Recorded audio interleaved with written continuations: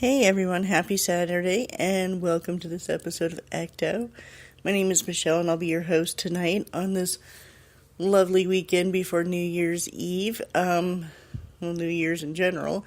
Just wanted to wish everybody happy New Year's and hope you have a happy, safe night and hope your year goes well. So, this first story tonight is, it's about one of my friends who claims that she has a haunted doll, that it's been haunted for years, and she's afraid to get rid of it. She believes it is something that's holding the spirit of a great-great-grandparent, and she says she's ready to just have it go, but she's not sure how to do it. So I'm going to tell you the story of that, and then I'm going to kind of tell you a story of a New Year's Eve, something that happened to one of my friends years ago. So first, let me get some stuff started here, and we're gonna just go into a couple songs here just so I can kind of get everything together, and I'll be back in just a couple minutes.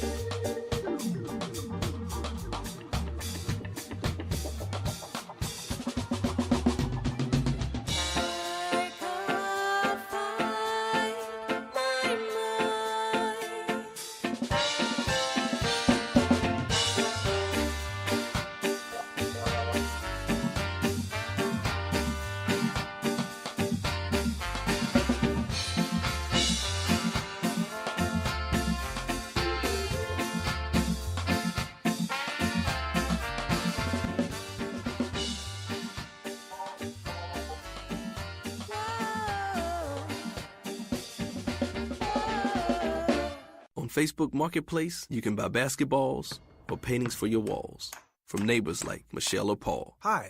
Hello. Because on Facebook Marketplace, there's a real person behind the things for sale. Facebook Marketplace. Shop with real people for really great finds. KBLP LLC. Check us out on iHeart, Speaker, YouTube, iTunes, Spotify. With the best podcasters in the business. Denise Harris, Chris Stevens, Michelle Auger, Ike Diaz, Desiree Pickett, Anissa Nicole, Cecilia Flores, Lolita Diaz. Sponsored by TBs303.com. We are also looking for new podcasters. Inbox any of our podcasters or me, Ike Diaz, directly on Facebook, and someone will get back with you ASAP. All right, everyone, and welcome back to Ecto on KBLP LLC. I want to remind everyone that you can go to Facebook and look at get any links to the shows, get inside information. It's KBLP LLC on Facebook, and then we also have KBLP LLC 4 on YouTube, where you can listen to a lot of our podcasts, and some people say it's easier there, so it's your choice. Tonight I have, this one is kind of a really neat story. One of my friends sent me this. She said, I inherited this doll when a great aunt of mine died a few years back.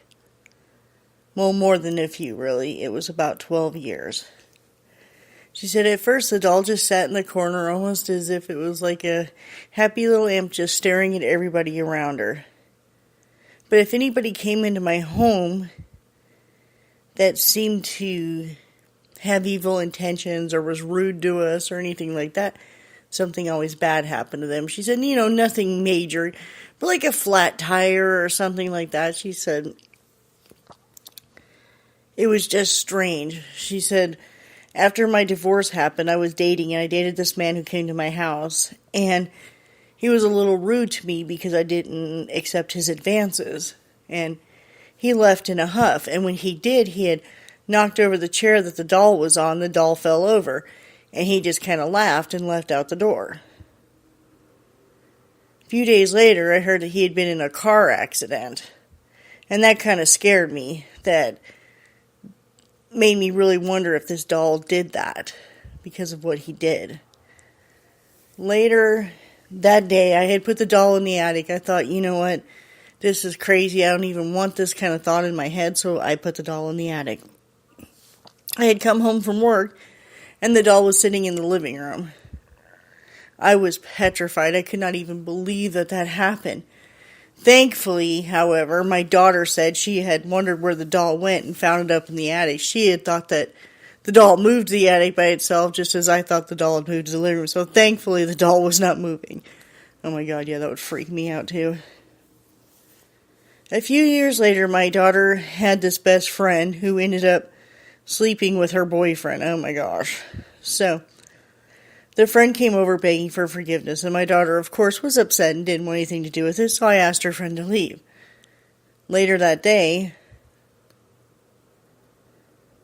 her friend's mother died. Oh my God, how is this happy? This isn't happy.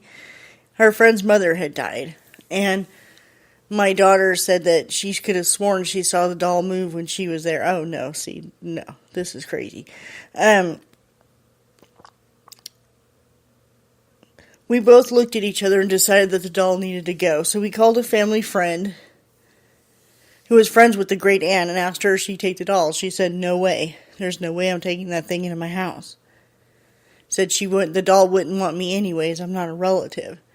She's like, what the heck are you talking about? So she takes a trip down, and she sees this friend who also invites a distant cousin over who told them the story of apparently a great-great-grandparent who had died several years, great-great-grandparent, had died several years before, had said they wanted part of their body put into a doll as a conduit, so that way they could keep an eye on the family. Oh my gosh. So that's what happened. A piece of them was put into the doll's head, and the head sewn on, and that's why the doll Ew. Oh my gosh, why would you do that? Apparently this is a thing they did back then, though. So now every family member that has a doll, it seems to protect them, but at the same time it's almost a curse because anybody that comes over that has any kind of cruelty gets something back to them, whether it's something small or something huge. Oh my gosh. She said, I've been trying to get rid of this doll for years, and every time I try, it comes back. Either something happens to the person I give it to, or it ends up back somehow in my possession or in front of me. So I've decided to just keep it in the attic locked in a box. If any of your viewers knows any way to get rid of this doll, please post on your site so I can figure it out. Oh my gosh. That's crazy. So basically, this great-grandparent's going, what she believes, is it all a coincidence though? Or is it? Wow. That was a very quick story, but dang, it gave me the creeps. I hate dolls, by the way. I truly do. I can't stand dolls. I have patients' room that I go into, there's dolls in there. I run in and run out. I can't do it. So, oh wow. So anyway, she says she's keeping this doll in a box right now. She's not sure what to do with it. So if anybody has, maybe that show that I forget what it's called, the Supernatural, where they burn the stuff. Maybe, I don't know.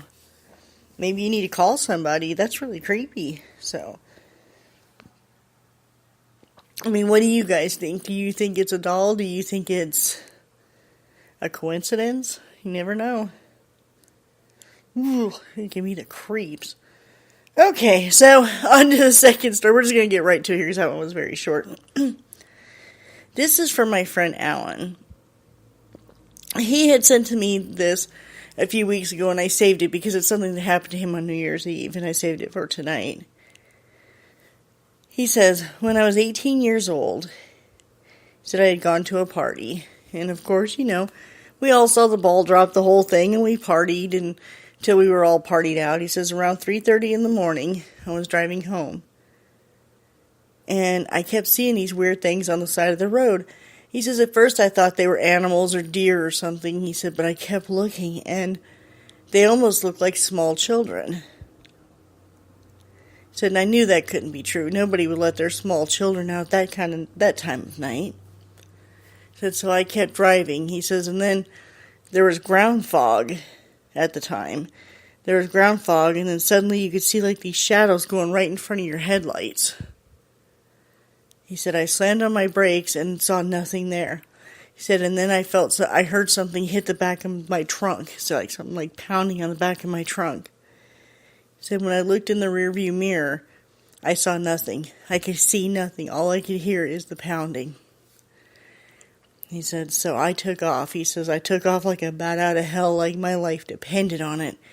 He said, I didn't know what to think, if it was an animal, what this was, aliens. He says, I don't know, you hear stories and it goes in your head. He said, I got about 3 miles down the road, and when I had come across these train tracks, there was something on the tracks. I physically saw something on the tracks. It looked like somebody was laying on the tracks. He said, so of course I stopped. He says, as I stopped to look at that, this train come out of nowhere.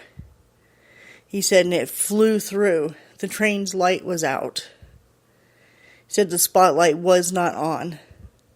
He said if I hadn't been stopped and that person hadn't been on the train track, I would have been dead. He said I would have been struck by that train, and my family would have to spend the new year mourning their 18-year-old son. Oh my gosh.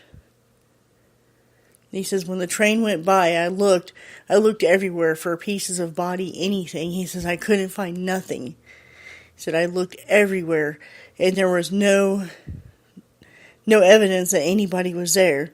He says, out in the field, I could hear children laughing, as if they were just playing. So I looked and I couldn't see anything, but I could hear them. So I quickly got in my car, and I drove home. I couldn't believe what I had seen and what I had heard. So I kept it to myself for years. Never told a living soul. He said last year, my oldest son, who was learning how to drive, went down that same road late at night, and he had come home, and his face was completely white, and he looked like he had just seen death himself. And I asked him what was wrong. He could not speak for the longest time. Finally, I got him to calm down and get out of shock, and he had told me a story. He said, "Dad, I was driving down the road, and I could have sworn I seen these little things. I don't know what they were." He said, "I don't know." He said, "They look like, they almost look like small aliens or children or something." He said, "I didn't know what it was." He said, "But I slowed down to look to see if they needed help, but they would disappear the second I would slow down." He said, "When I got down the road further," he said, "there was almost like a smoke in the road." He said, "I thought maybe there was a field fire, so I stopped to look, and there was nothing." He said, "Suddenly I seen small shadows going in front of the car where the lights were hitting the fog." He said, "Dad, I slammed on the brakes because I thought that I was going to hit one of them." He said, "Suddenly I heard something hitting the back of the car, hitting it hard." He said, "I actually got out, Dad, because I thought somebody was doing something." He said, "It was probably stupid of me to get out, but I did." He said, "I got out to look." He says, "Dad, on the back of the bumper, you could see fingerprints on the car, just like little smears of like little hands." Oh my God. He said, I couldn't believe it. He says, "I got back in the car and I was just in a panic." He said, "I tried to call you, but the cell phone was dead. It wouldn't work. There was no signal." He says, "When I got down the road," he said, "it got even weirder. I could have sworn," he said, "it looked like a woman laying on the tracks." He said, "I stopped and I yelled, I rolled down my window. I was like, 'Ma'am, are you okay?' She didn't move, Dad. She didn't move at all." He said, "Suddenly this train come out of nowhere and just ran her over, but she disappeared as the train ran her over." He said, "Dad, I know it was a real train. I could smell it. I could hear it, everything." He said, "I don't know what happened." So he said, I knew that I needed to investigate this because it happened to both me and my son now. So he started doing some research and come to find out a school bus. Oh, wow. Said a school bus had years prior, I'm reading it here. A school bus years prior had seen a woman on the tracks. The bus driver stopped to try to help her as he was going over the tracks, and the bus stalled out. As soon as the bus stalled out, a train came out of nowhere and took out the bus. The bus, the woman, and the children on board, or the bus driver, the children on board, and the woman on the track all perished. Oh my gosh. So now they believe that the children warn people before a train comes, because there's always been, they believe that the ghost of the woman is doing something to the tracks, or doing something to the arms of the tracks to make sure they don't come down before a train comes, and the children try to stop it. Oh my gosh. That is so crazy. He said it's a local legend. He said that I had never even heard it. He said, "I grew up here my whole life and nobody talked about it." He said it was on the outskirts of town and very few people take that road. Wow. He said it happened way before I was even born, so maybe that's why we didn't hear about it. Oh my gosh. There's a place like this in, I believe it's in South Texas. We had gone there once, and this kind of happened. It's like you go down this hill in Connecticut too, and you go down this hill and it starts going uphill, and you can feel something like pushing your car suddenly, and it, like if you put your car in neutral and it slows down, suddenly something will feel like you're pushing. I had gone there once in Connecticut, not the one in Texas, but the one in Connecticut, and we put baby powder on the back of the car, and you could literally feel or see like little handprints or fingerprints on the car as you were. So, I mean, I do believe this, because I do believe stuff like this can happen. And even my other friend, I believe the story about the doll. You never know what's protecting you out there. You never know what's going on, and that's just crazy. Oh my gosh. So it happened to him and his son, both the exact same thing. These children saved them both. So, And you hear of stories like this all over the United States, not just, by train tracks and things like that, but you hear stories of little girls who want rides home, which I think we had talked about that one before, and how things happen, and it's just, wow. But yeah, so I'm reading through my other stuff here, and oh, this one, okay, this is a quick one too. Okay, a woman named Stacy had sent this in to me, and I printed it out. It's actually a very quick one, and it's kind of weird. She says that she goes to this store to go shopping. It's almost like a consignment shop where they have like vintage type clothing, Where is this, Stacy? Where is this? Oh, Minnesota, okay. She lives in Minnesota.